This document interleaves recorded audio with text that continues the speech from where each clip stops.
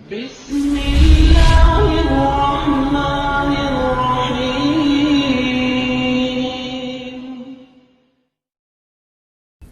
تو نبی صلی اللہ علیہ وسلم نے رہبانیت سے منع کر دیا کہ نہ صحابہ کو کہا تزوجو، نکاح کرو، اولاد بھی رکھو، عیسائیوں کے راہبوں کی طرح مت بنو، اولاد بھی پیدا کرو۔ تزوج الودود الولود، ایسی عورت سے نکاح کرو جو زیادہ بچے جننے والی ہو۔ اس میں آپ صلی اللہ علیہ وسلم نے بتا دیا کہ مقصد اگر اللہ کی رضا ہے تو اللہ کی رضا اس میں زیادہ ہے، ان کے ہوتے ہوئے جتنی عبادت ہو جائے وہ اللہ کو مقبول ہے۔ اسی لیے عورت کو یہ کبھی نہیں سوچنا چاہیے کہ میرے بچے مجھے نماز نہیں پڑھنے دے رہے، یہ نہیں کرنے دے رہے، وہ نہیں کرنے دے رہے، ہائے کمبخت۔ کوئی بات نہیں، جتنی نماز ٹوٹی پھوٹی آپ سے ہو رہی ہے اللہ یہ نماز زیادہ اچھی قبول کرے گا اس عورت سے جس کے اولاد نہیں ہے اور وہ خشوع و خضوع سے نماز پڑھ رہی ہے، کیونکہ یہ اللہ کی خاطر ہے نا۔ نبی صلی اللہ علیہ وسلم کے دور میں جب خواتین مسجدوں میں آتی نماز پڑھنے کے لیے تو بچے بھی ساتھ لے کے آتی تھی، کیونکہ بچے کہاں چھوڑ کے آتی، وہ چھوٹے چھوٹے بچے دودھ پیتے 2 3 4 سال کے، وہ ساتھ لے آتی۔ صحیح بخاری کی حدیث ہے، وہ بچے پھر نماز میں تنگ بھی کرتے تھے، روتے بھی تھے۔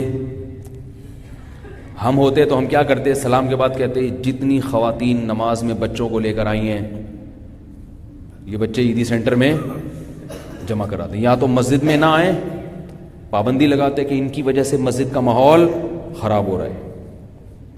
ایک اعتراض تو ہم یہ کرتے، دوسرا اعتراض یہ کرتے ہماری نماز میں خشوع و خضوع میں خلل ہو رہا ہے۔ کیا خیال ہے؟ ہم اتنے خشوع و خضوع سے نماز پڑھ رہے ہیں اور وہ جو کونے کی صف کے کونے میں جو خاتون کھڑی ہوئی ہیں اس کا بچہ رو رہا ہے، تو اس کو گھر میں یا اس کے سیلنسر لگا کے آیا کرو بچے کو، کیونکہ بچہ جب روتا ہے نا تو بغیر سیلنسر کے روتا ہے، وہ پوری اس کو تو کوئی ہوش ہی نہیں ہوتا نا کیا ہو رہا ہے، پورا گلا پھاڑ کے روتا ہے، کوئی سو رہا ہے جاگ رہا ہے، اس کو اس سے کوئی غرض نہیں ہوتی۔ تو ہم کیا کرتے ہیں؟ نکالو ان کو یہاں سے۔ اور خواتین کا مسجد میں آنا کوئی فرض بھی نہیں ہے، آپ صلی اللہ علیہ وسلم نے ترغیب دی کہ عورت کی گھر کی نماز مسجد کی نماز سے بہتر۔ تو آپ تو یہ فرما سکتے تھے کہ بھئی تمہارے لیے جب مسجد میں آنا ضروری بھی نہیں ہے، ایک جائز کام ہے، تو اس جائز کام کے لیے سب کی نمازوں کو خراب کرنے کی کیا ضرورت ہے؟ نہیں آ رہی سمجھ میں؟ یہی فرماتے ہیں نا کہ بھئی چلو فرض واجب ہوتا تو ہم کہتے بھائی بچے تو چھوڑ کے آ نہیں سکتی، مجبوری میں فرض کام ہے، فرض بھی نہیں ہے جماعت سے، پھر بھی آپ صلی اللہ علیہ وسلم نے ان کو اپریشیٹ کیا۔ کیسے؟ کہ جب کوئی بچہ روتا تھا اور ماں پریشان ہوتی تھی تو آپ اپنی نماز مختصر کر دیتے تھے۔ سمجھ رہے ہو کتنا خیال کیا بچے والی عورت کا، کہ اپنی نماز مختصر کر دی کہ اس کو تکلیف نہ ہو، اس پہ پابندی نہیں لگائی۔ ہم ہوتے ہم کہتے تمہاری وجہ سے میں نماز مختصر کر رہا ہوں، میں تو خشوع و خضوع سے آج پڑھنے والا، تو میرا پورے سورہ رحمان کا موڈ تھا، اور اس عورت کے بچوں نے چیپیں لگائی ہے، ٹیپیں ان کی وجہ سے ہم قل اللہ پڑھ کے رکوع کر رہے ہیں۔ ہم تو یہ کرتے ہیں نا، ہماری تو نماز، بھائی ہم نماز پڑھ رہے ہیں اور یہ کتنی رعایت کی، کوئی بات نہیں، نہ پابندی لگائی مسجد میں آنے پر، نہ بچوں کے آنے پر پابندی لگائی، نہ ان کے رونے پر پابندی لگائی، اور نہ یہ کیا کہ اپنی نماز کو مکمل کیا، بلکہ نماز کو کیا کر لیا؟ مختصر، اور حوصلہ افزائی کی۔ اس میں بہت ساری چیزیں سیکھنے کی۔ اس بات کی علامت ہے کہ آپ صلی اللہ علیہ وسلم بچوں والی عورت کی کسی بھی طرح سے حوصلہ شکنی پسند بولتے کیوں نہیں یار؟ نہیں کرتے کسی بھی لحاظ سے، کوئی بات نہیں، یہی مطلوب ہے۔ ہم نماز مختصر کر لیں گے، تم بچے نہ بچے جننا چھوڑو اور نہ بچوں کی تربیت چھوڑو۔ مسجد میں آئے گی تو کہاں رکھ کے آئے گی بھائی؟ وہ بچے کہاں رکھ کے آئے گی وہ بچے؟ کوئی بات نہیں، لے آؤ ساتھ میں، ہم نماز مختصر کر لیں گے۔ کتنی ہو اس میں خواتین کو ترغیب ہے کہ بہت بڑی عبادت ہے اپنے بچوں کو پالنا، کیونکہ یہ نئی نسل تیار ہو رہی ہے، اسی میں علماء بھی پیدا ہوں گے، اسی میں مبلغین بھی پیدا ہوں گے، اسی میں تاجر بھی پیدا ہوں گے۔ ان تمام طبقے کا مسلمانوں کو فائدہ ہوگا۔ اگر مائیں بچے جننا چھوڑ دیں تو مسلمانوں کی نسل گھٹنا شروع ہو جائے گی، مسلمان ہر سطح پہ کمزور ہونا شروع ہو جائیں گے۔ یہ جو ہمارا ملک اتنا طاقتور ہے نا پاکستان، آبادی کی قوت کی وجہ سے پاورفل ہے. سعودی عرب کی فوج ہی نہیں ہے کیونکہ پبلک ہی نہیں ہے اس کے پاس آرمی بنانے کے لیے, اتنے افراد ہی نہیں ہیں. خیر یہ ایک الگ موضوع ہے.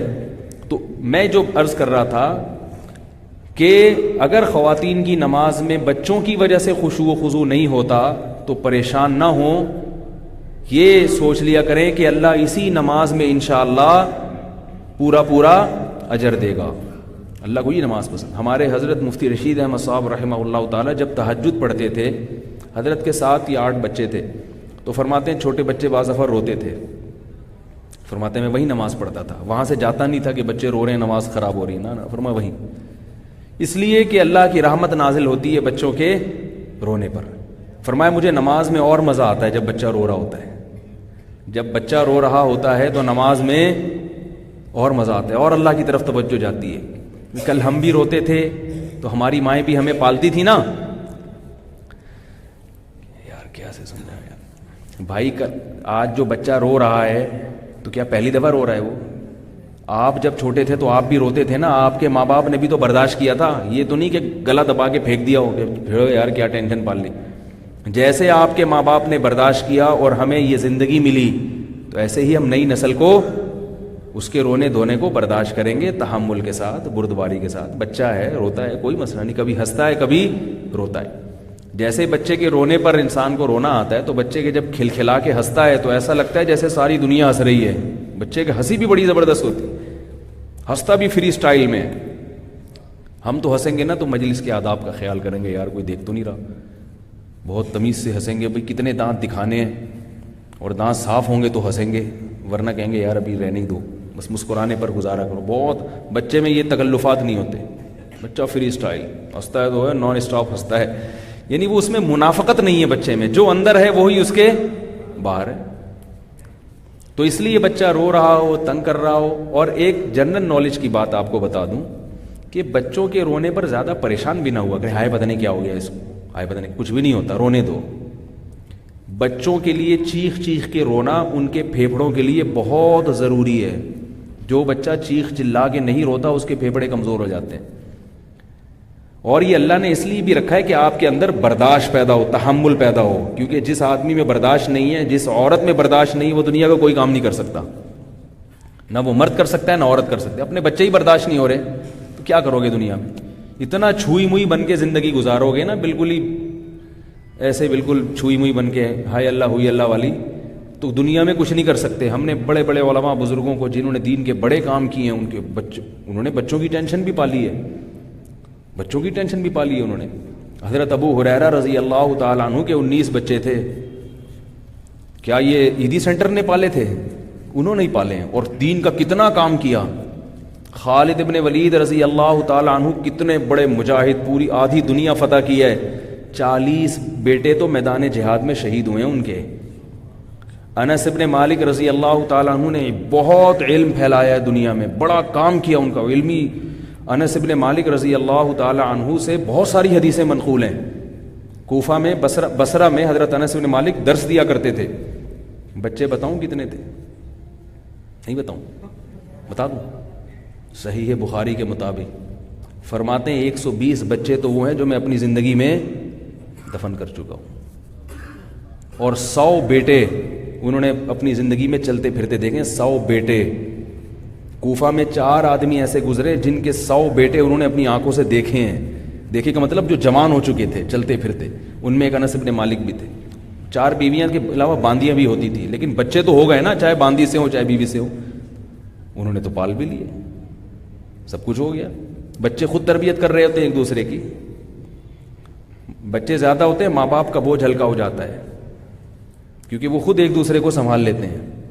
ایک کو پالنا مشکل ہے, ہر وقت ماں باپ کے ساتھ چمٹا رہے گا وہ, ہر وقت. تو خیر, اس لیے آپ صلی اللہ علیہ وسلم نے چونکہ ترغیب دی ہے, بھائی خاندان بھی ہوگا, اور مسلمان کا خاندان چھوٹا نہیں ہوتا, کیسا ہوتا ہے؟ بڑا ہوتا ہے. تو بڑا خاندان ہے تو ذمہ داریاں بھی اسی حساب سے.